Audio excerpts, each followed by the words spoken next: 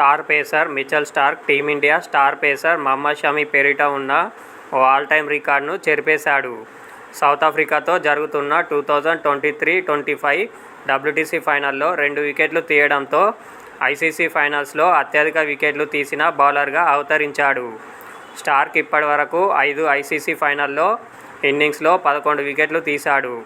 2015 one day world cup ఫైనల్స్లో 2 వికెట్లు తీసిన Stark 2021-23 WTC ఫైనల్లో 4 వికెట్లు, 2023 వన్డే వరల్డ్ కప్ ఫైనల్లో 3, ప్రస్తుతం జరుగుతున్న 2023-25 WTC ఫైనల్లో 2 వికెట్లు తీశాడు. గతంలో ఈ రికార్డు షమి పేరిట ఉండేది. షమి ఐసీసీ ఫైనల్స్లో 6 ఇన్నింగ్స్లలో 10 వికెట్లు తీశాడు.